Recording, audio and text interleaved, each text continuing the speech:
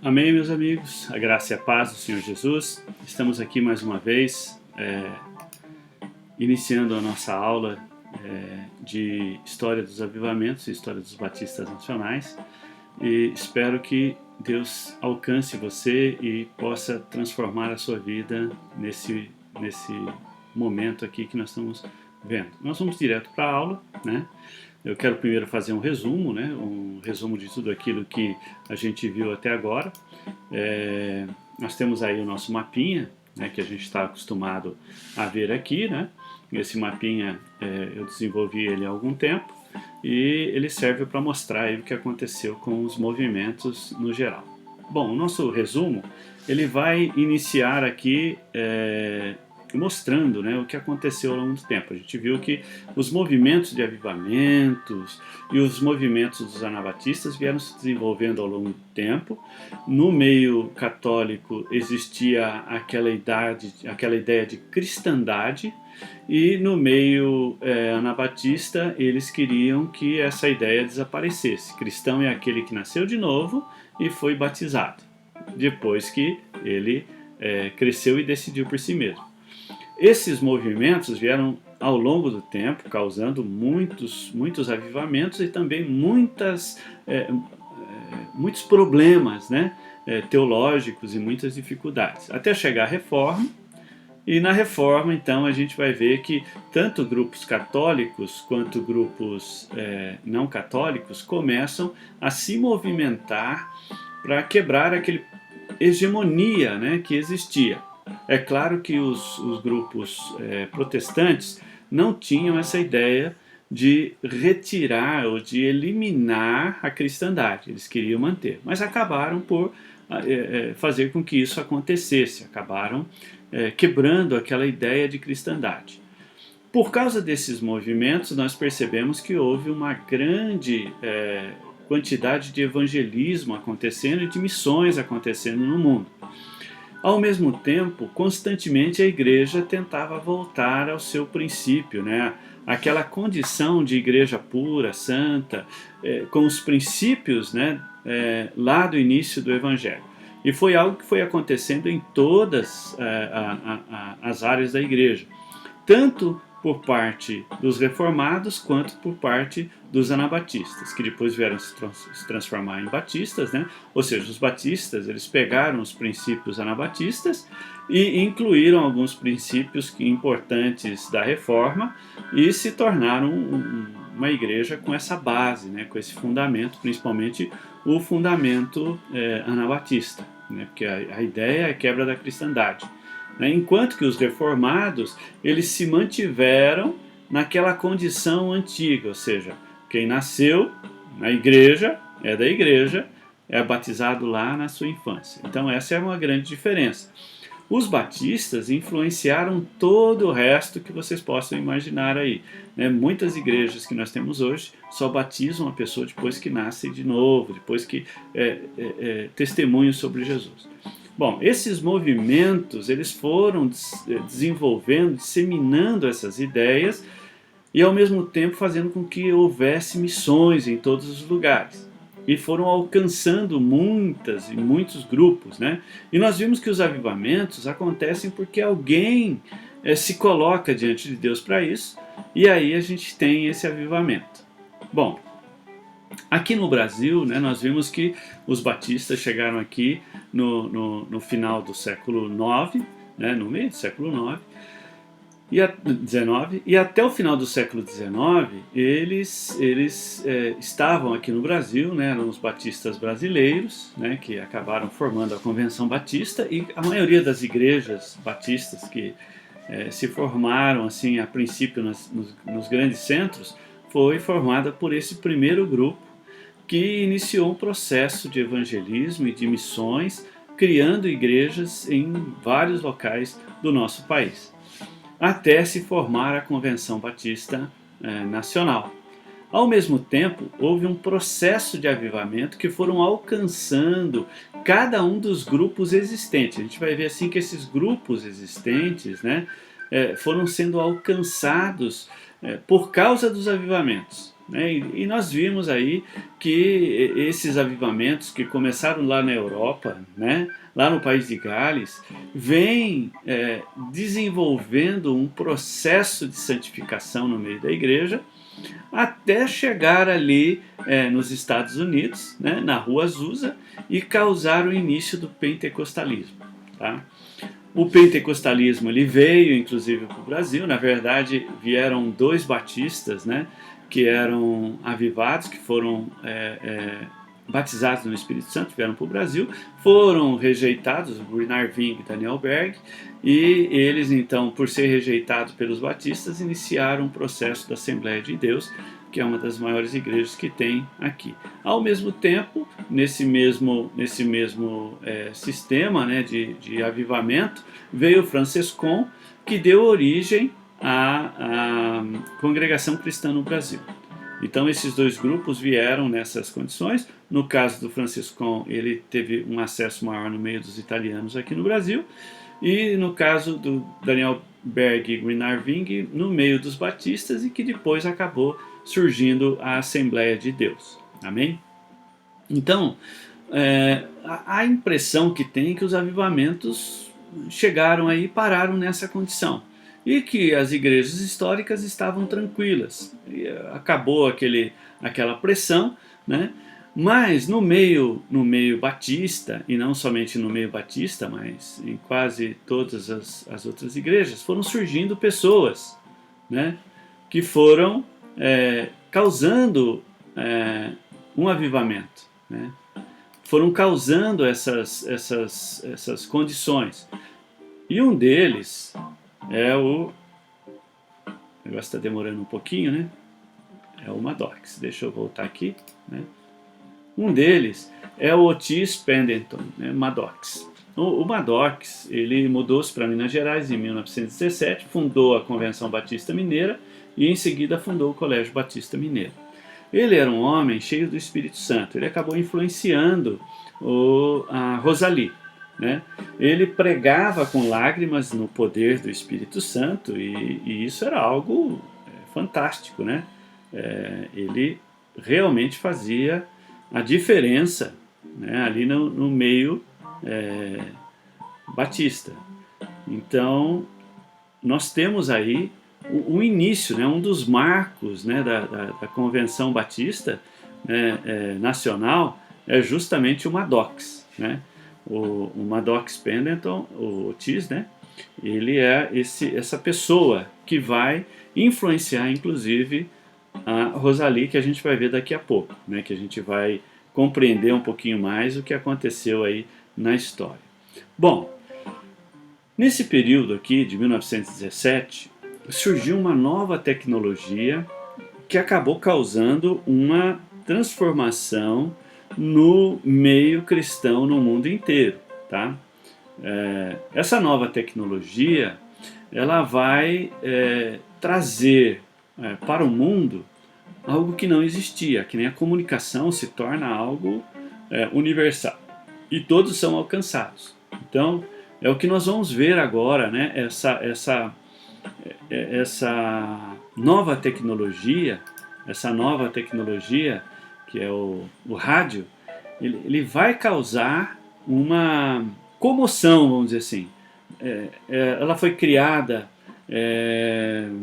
o rádio, né, ele foi criado, né, lá por 1919, por aí, 1920, e o que acontece é que foi feito, né, durante as eleições americanas, e influenciou as eleições americanas, e o rádio era criado assim, cada um fazia o seu de uma forma ou de outra, várias pessoas criavam esses rádios, né, e era disseminada muitas ideias, até que em 1921, que nós vamos ver aqui, né, 1921, aconteceu o primeiro programa cristão de rádio no mundo. Por quê? Porque a KWA, ela era uma rádio e ao mesmo tempo uma empresa que estava vendendo rádios, e precisava-se de programas, né, para que as pessoas pudessem assistir, para que as pessoas pudessem ficar no rádio. O que aconteceu que eles Um dos participantes da KWA, que era uma empresa de radiofônica, né? Um dos participantes ele fazia parte da Igreja Episcopal do Calvário. E decidiu-se então que iria passar o culto, né, dessa igreja. E aí o primeiro culto, a primeira transmissão evangélica de rádio aconteceu com o Paul Rader, né, ou Paul Hader, né, ou Paul Halder, em 1921, numa igreja evangélica, aonde, né, quem estava lá trabalhando, né, quem era o som e quem fazia todo o processo, era um judeu e um católico, né, junto, é claro, com esse cristão ali da Igreja Episcopal do Calvário. Bom, o que aconteceu é que foi algo incrível. E aí foi se desenvolvendo a rádio, foi se espalhando. A princípio foi rejeitado o processo da rádio, né, por muitos cristãos evangélicos. Por quê? Porque a rádio tem ondas no ar e achavam que quem estava no ar eram as potestades do ar. Mas depois aconteceram alguns fatos, como por exemplo, uma emissora decidiu fazer um programa evangélico lá no domingo e convidou um pastor da igreja. O pastor não estava muito querendo fazer isso, mas acabou aceitando o convite e foi lá e fez um só programa. Ele disse que ia fazer só um. E aí ele terminou o programa e uma pessoa veio ao encontro dele e disse para ele: olha, eu me converti por causa do que você pregou na rádio. E aí ele falou assim: então Jesus salva através das ondas de rádio.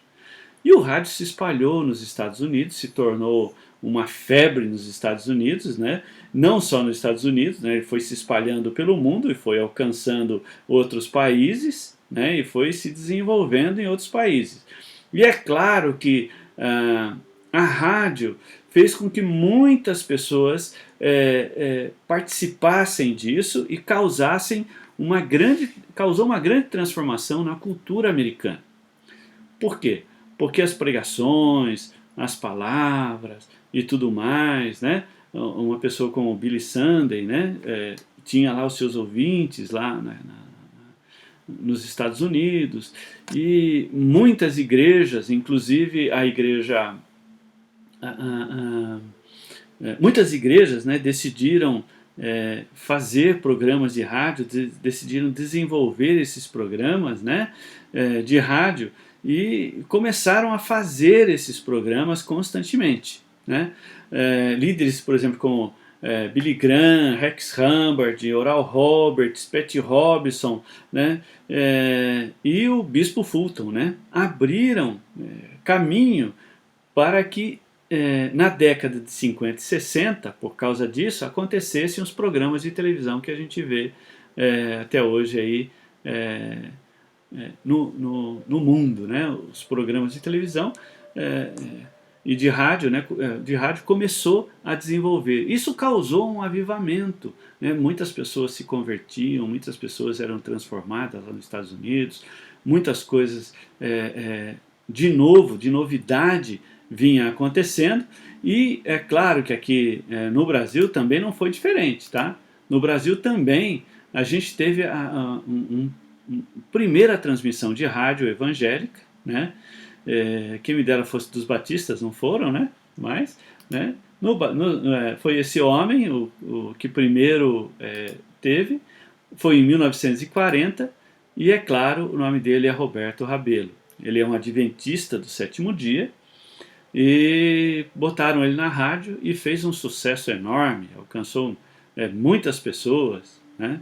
O que acontece é que o desenvolvimento da rádio ele foi indo para os países, veio aqui para o Brasil, mas quem aqui no Brasil mais usou a rádio foram as igrejas pentecostais de cunho avivalista, né?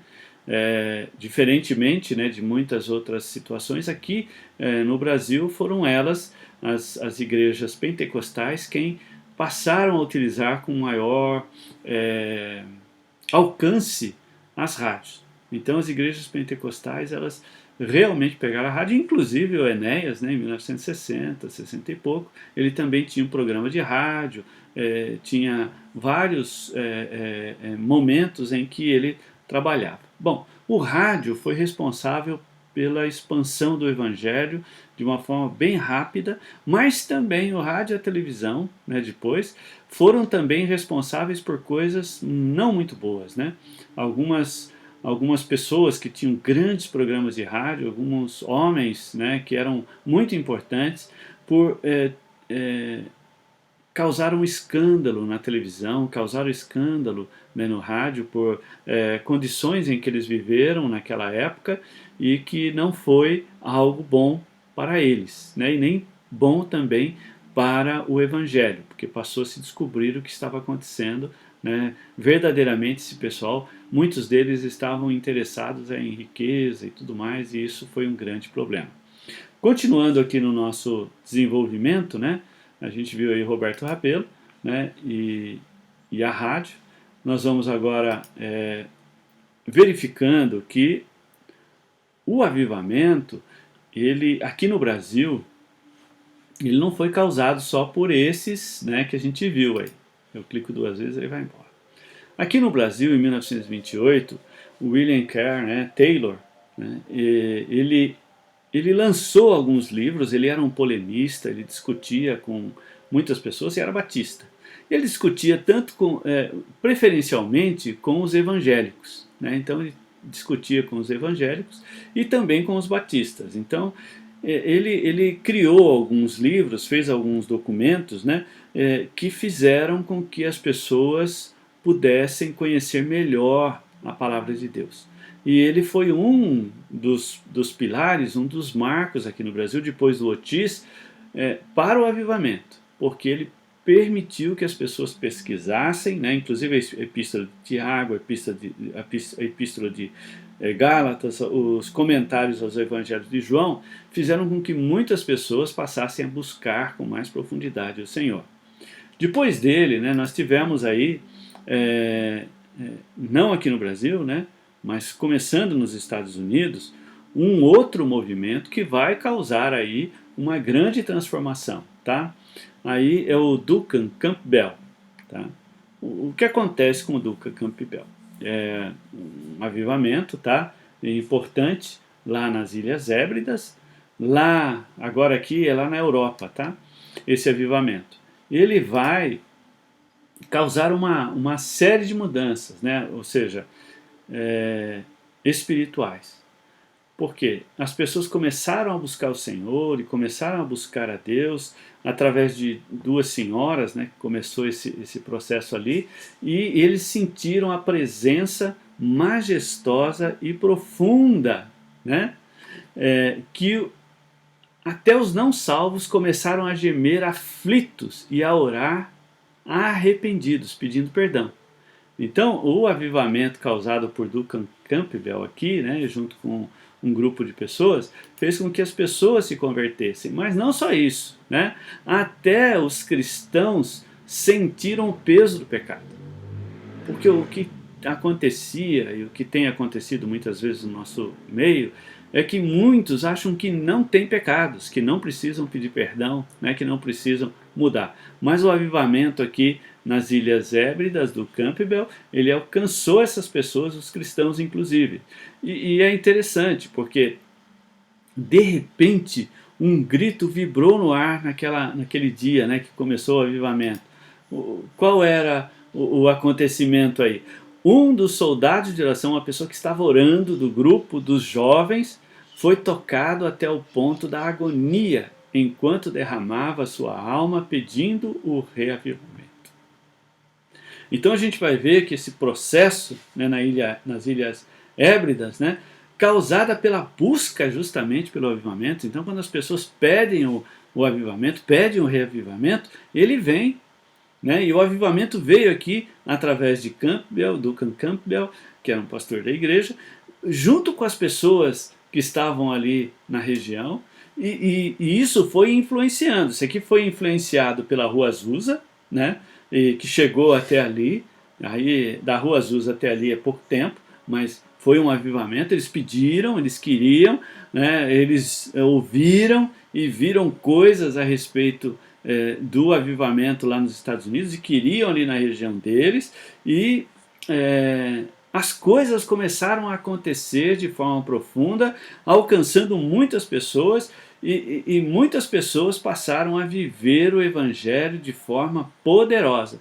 Então, esse avivamento ali de Duncan Campbell, que vocês têm aí nesse livro que eu postei para vocês sobre a história dos avivamentos, ele é um desses avivalistas, né, que estão aí nesse desenvolvimento, e que isso, é claro, fez com que muitas pessoas se arrependessem, mudassem de vida. A região ali onde eles estavam mudou-se completamente.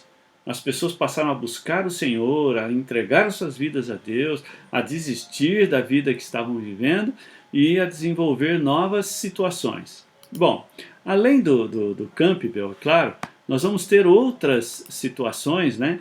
A gente viu aí que o processo no Brasil foi se desenvolvendo, né? E essas coisas que aconteciam fora influenciavam no Brasil. E uma das influências mais incríveis que vai começar nos Estados Unidos e vai chegar ao Brasil é a próxima aqui, que vai causar um avivamento. Por quê? Milhares de pessoas são convertidas desde o primeiro momento em que se faz. Essa pessoa é o Billy Graham.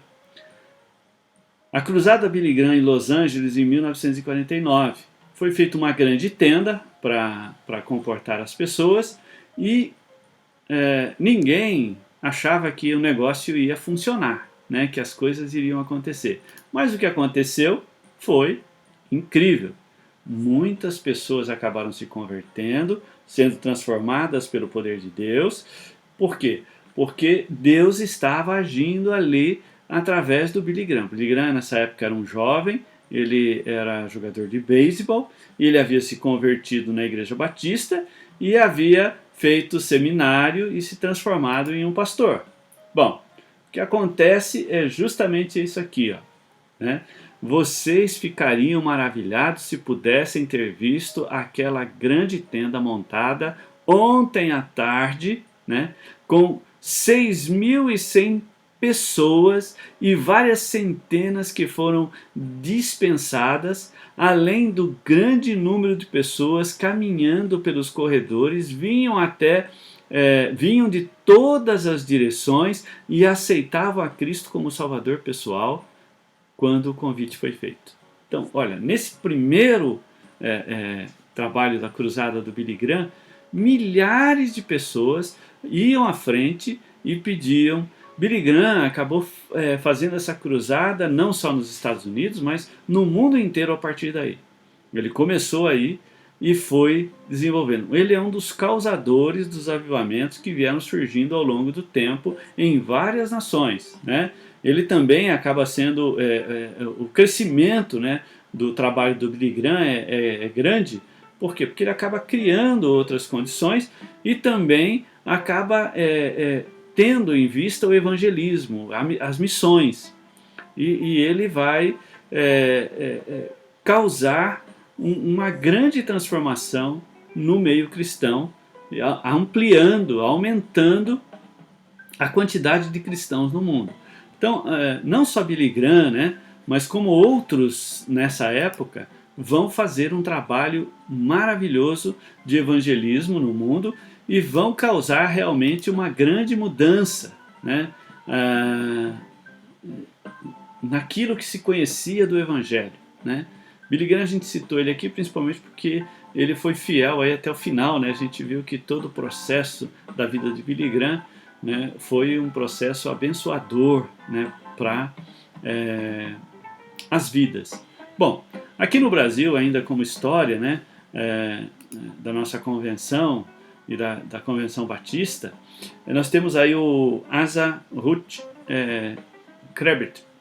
Ele é o criador, ele e o Antônio Neves de Mesquita são criadores de livros que transformaram a vida dos batistas no Brasil, tá? Ele e o Ruth fizeram vários livros, inclusive, né, que foram essenciais para o desenvolvimento batista e para a teologia batista no Brasil. Nesse período, né, o que acontece no mundo? Né, o mundo estava crescendo, né, as pessoas estavam aumentando. E em 1950, né, o contingente populacional teve um estrondoso crescimento.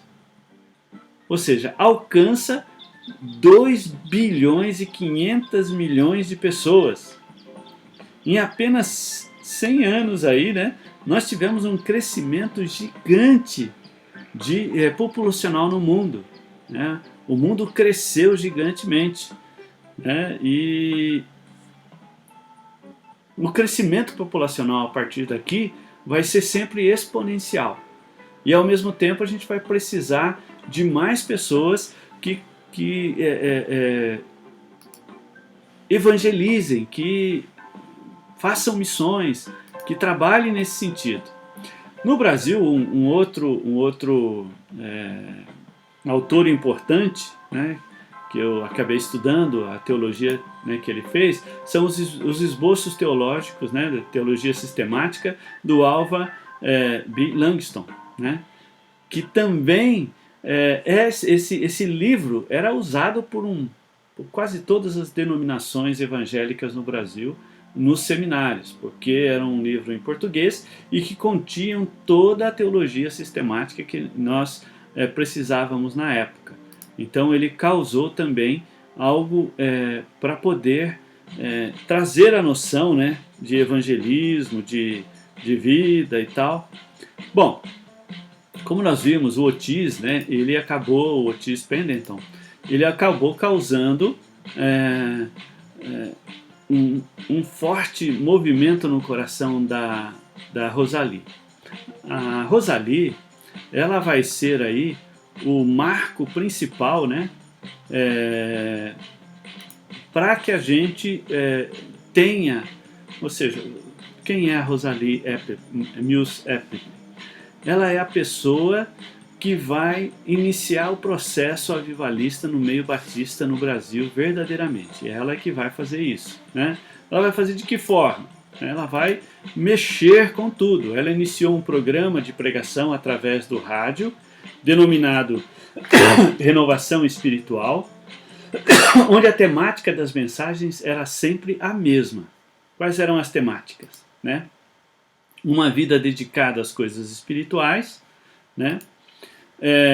A segunda bênção, tá? E por último aqui, o batismo no Espírito Santo.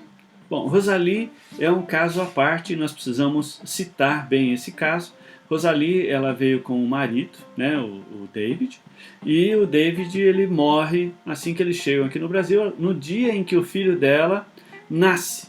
Né? Então, o marido faleceu e o filho nasceu, por isso recebeu aí o nome também de David, o filho.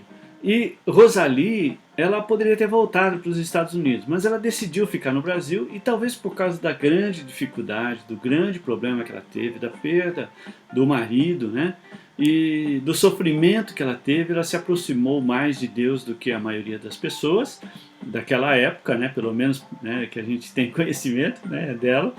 E ela então foi alcançada pelo poder do alto, ela foi alcançada por esse poder espiritual e ela começou a lutar dentro da Convenção Batista para que os pastores, os membros da igreja se tornassem mais espirituais.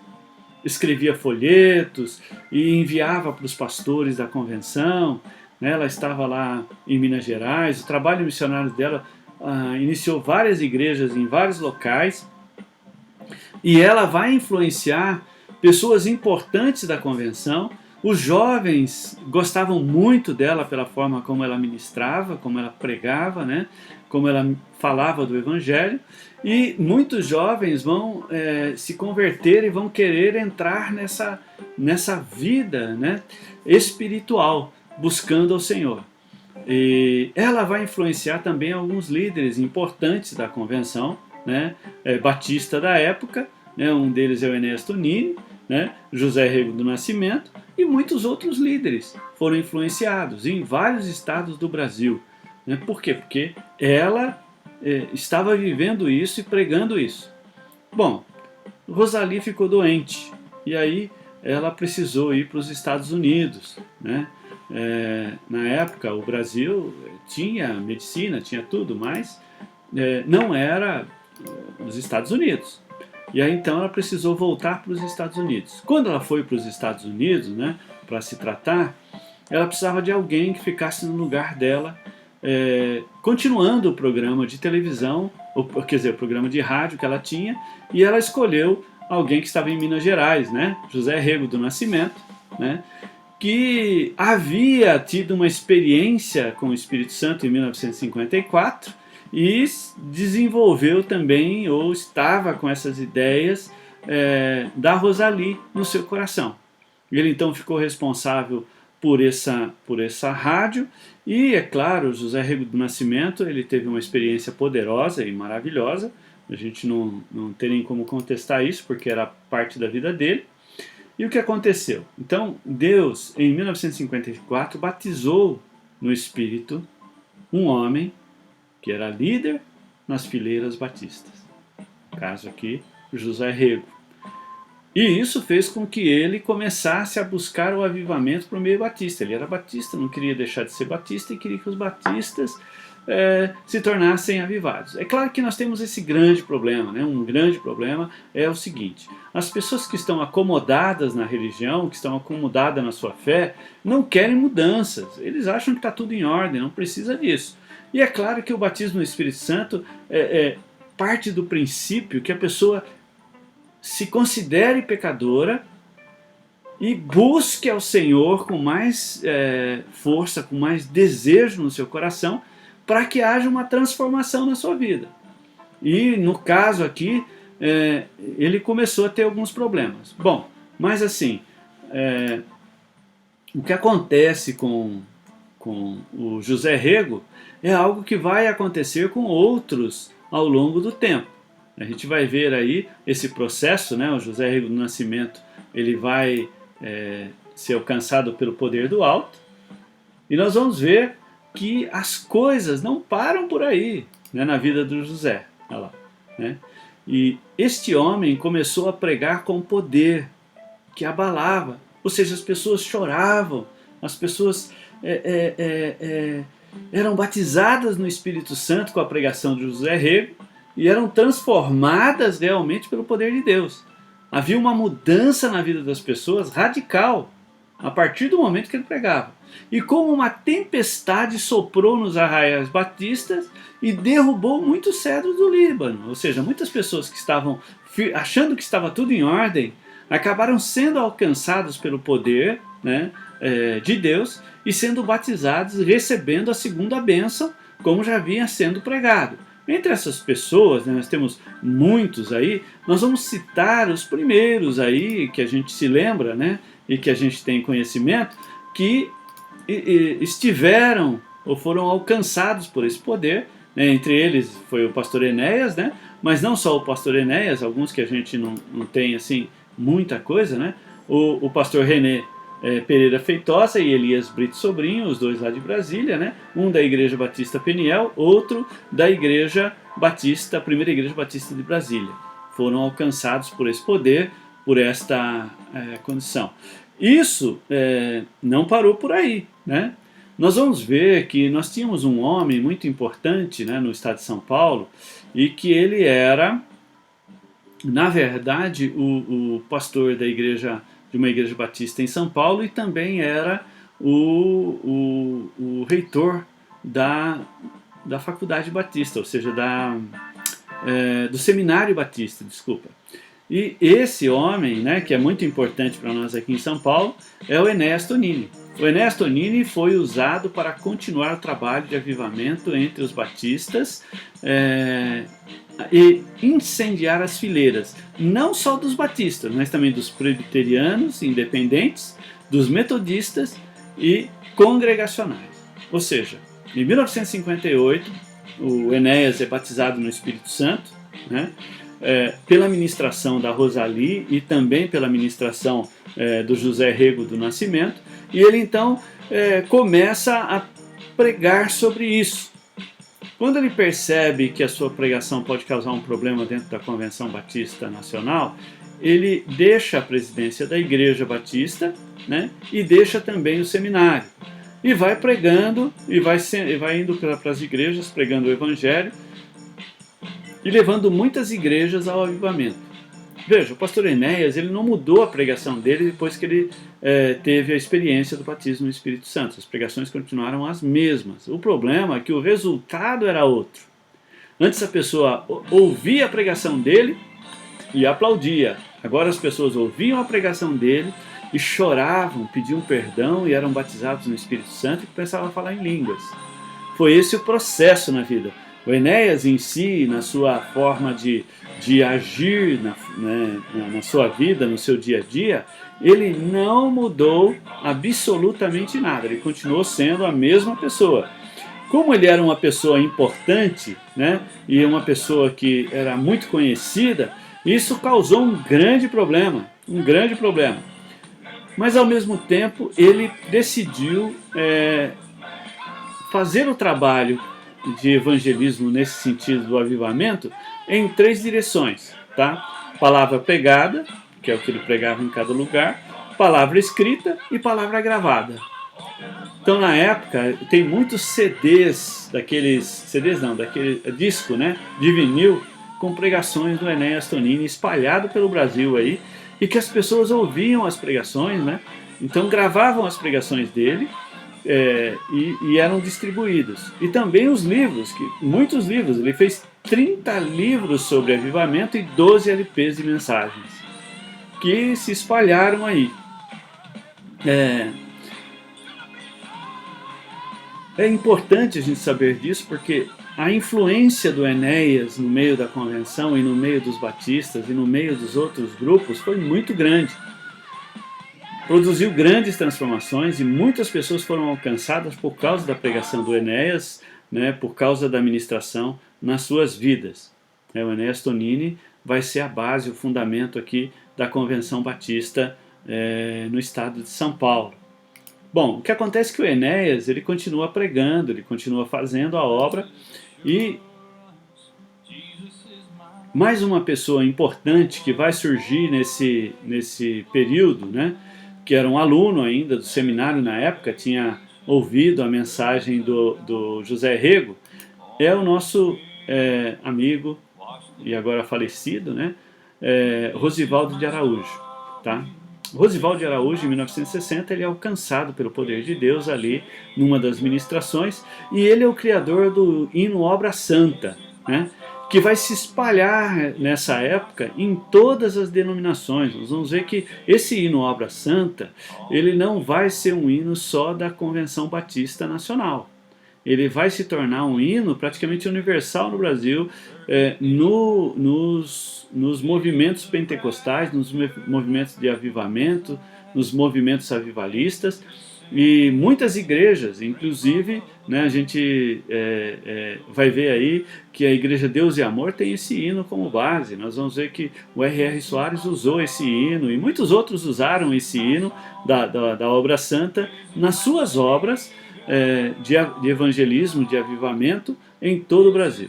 Então o Rosivaldo, né, ele com esse hino, e é claro, né, vai alcançar aí muitas igrejas, né? O Rosivaldo de Araújo, a renovação espiritual aí através desse hino, inclusive a Igreja Presbiteriana Renovada no Brasil, ela vai ser alcançada por esse hino e vai mudar muita coisa na vida aí das pessoas no mundo inteiro, né? No mundo inteiro, não só aqui no Brasil, tá? Nesse período aqui, em 1960, a gente vai perceber o seguinte, que o 3º bilhão de pessoas no mundo é atingido nessa data. Então, nós temos 3 bilhões, olha só, hoje nós estamos chegando aí nos 8 bilhões, né? 7 bilhões e uns quebrados aí. Mas aqui nós tínhamos 3 bilhões. A gente está falando de coisa que aconteceu há mais ou menos 60 anos atrás. E nós estamos chegando já nos 8 bilhões de habitantes no mundo, né? A gente vai ver que o crescimento populacional do mundo é grande, e nós vamos ver que o crescimento cristão, daqui a pouco a gente vai ver aqui no ano 2000, quantos cristãos nós temos no mundo. nós vamos perceber que o cristianismo cresceu gigantemente, apesar desse crescimento gigantesco e das perseguições que existiam. Porque os cristãos passaram a ser perseguidos no mundo inteiro, né? A partir de 1950 na China, e o pessoal islâmico matam cristãos, e todos os anos mais de 250 mil cristãos são mortos no mundo por causa da sua fé. Tá? Então, o desenvolvimento, né, da Convenção Batista Nacional deve-se a essas pessoas que eu citei até agora. Nós vamos citar outras, né, mas vamos citar também o processo. O que acontece é que esses homens, eles foram se convertendo, né, a essa doutrina, a essa teologia, e o que acontece? Essa teologia, né, do reavivamento, ela vai ser muito forte no meio batista com essas pessoas. E vai atingir muitas igrejas, muitas congregações, muitos pastores, muitos homens. E vai começar a causar grandes problemas, né, no meio da Convenção Batista Brasileira. Tá? O que acontece é que chegou uma hora que a convenção precisava tomar uma decisão, né? Se aceitava aquela doutrina ou não. E aí, em 1963, é criada a Comissão dos 13. Estava havendo um grande constrangimento no meio da Convenção Batista Brasileira, e eles precisavam definir se aceitavam ou não, né? É claro que a maioria que estava na liderança ali não eram avivados, não tinham sido alcançados pelo reavivamento. E aí nós tivemos um grande problema. Por quê? Porque aí eles citam, né, essas coisas aqui. Ó. Depois de muita discussão, brigas internas na denominação, a Convenção Batista Brasileira designa uma comissão de 13 dos seus mais influentes pastores para estudar e apresentar um trabalho analisando o pentecostalismo à luz das Escrituras. Para que, assim, a denominação pudesse tomar uma decisão final sobre as igrejas que vinham aderindo à renovação espiritual. Bom, o grande problema que eu vejo aqui é o seguinte: a Convenção Batista Brasileira decidiu expulsar aqueles que estavam aí sendo batizados no Espírito Santo, mas nunca fizeram nada contra aqueles que estavam envolvidos em outras práticas que eram ruins, não eram santificadoras como esta. Né? Como, por exemplo, a gente vai ver que muitos pastores da Convenção Batista Brasileira fazem parte da maçonaria, e eles nunca retiraram. Essas pessoas nunca questionaram a maçonaria no seu meio, né? Que vem já há muito tempo, mas preferiram expulsar aqueles que estão batizados no Espírito Santo. Foi uma coisa terrível, para mim, muito ruim. Essa comissão dos 13 acabou colocando, né, alguns pastores para poder trabalhar, né, e 7 pessoas aí para julgar essa história, né? Nós temos aí 3 pessoas que foram escolhidas para defender a renovação espiritual, que no caso era José Rego do Nascimento, Aquiles Barbosa e Enéas Tonini. Esses 3 queriam defender isso. E 3 da renovação espiritual, o Ronald contra a renovação espiritual, né? O Ronald Scali, o Delcir de Souza Lima e o Reinaldo Purim. E 7 iriam julgar, né? O João Filson Sorin, o Davi Men, o Werner Cachel, José dos Reis Pereira, Davi Gomes, Truman Bryant, né? E o presidente da convenção, Rubens Lopes. Esses daqui deveriam julgar. O que acontece é que no meio dessa coisa toda, né, nesse período, foi o período em que o Billy Graham veio para o Brasil e o pastor Enéas estava envolvido na apresentação do Billy Graham aqui. e ele não conseguiu participar da convenção porque era um trabalho muito extenso e exigia muita coisa. Estava envolvido nesses trabalhos, e não somente ele, né, como também o pastor José Rego do Nascimento, que também estava lá responsável por Minas Gerais, com um monte de condições, e eles não tiveram chance de se reunir com esses outros grupos e também de apresentar. O que aconteceu é que no final os tradicionais aí, né, ganharam o negócio e decidiram o seguinte: se não abandonasse a prática, seriam expulsos da Convenção Batista Brasileira. Seriam pedido para se retirar. A ideia é que cada um se retirasse sem problema nenhum, né? Não foi o que aconteceu, porque eles queriam continuar sendo batistas e estavam lá. Esse processo, né, começou com o desligamento de 17 igrejas, entre elas a Igreja Batista da Lagoinha, né, que estava em Minas Gerais. A Igreja Batista da Lagoinha, como nós vimos, foi um trabalho do José Rego do Nascimento, junto com um grupo de irmãos seminaristas que queriam uma igreja melhor, né, porque a pregação do avivamento, ela visa a pessoa transformar as suas vidas. Então eles queriam uma igreja que quisesse transformação. E não foi diferente aqui, né? E aí a primeira que foi colocada para fora, na verdade, foi em 1961, foi a Igreja Batista Lagoinha. Foram lá e fecharam o templo e eles ficaram lá. Só que eles abriram uma nova igreja, como Batista da Lagoinha mesmo, né? E continuaram o processo ali naquele local, e o batismo no Espírito Santo continuou a existir, e eles continuaram fazendo parte meio assim, fora. Até que chegou mais para frente, né, em poucos anos depois, e foram expulsos em 1965 um grande grupo de igrejas, em torno de 52 igrejas, se eu não me engano, eu acabei não anotando aqui, e acabaram sendo expulsas da Convenção Batista Brasileira. Tá?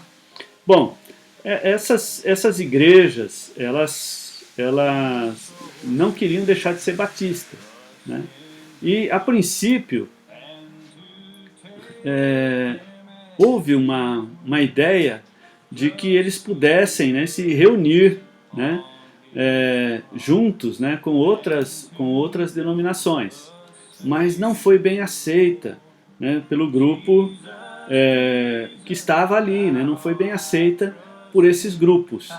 E no final, é claro, a gente vai ver, deixa eu voltar aqui um pouquinho, que eu adiantei um pouquinho, né? Então, esses grupos vão se afastar. A Igreja Batista da Lagoinha, ela vai se desenvolver aí nesse processo, né? E nós vamos ver que em 1965, 32 igrejas foram excluídas. Já tinham sido excluídas algumas, e no total eram 52 igrejas que foram expulsas da convenção por causa do movimento entre 1965 e 1966, tá?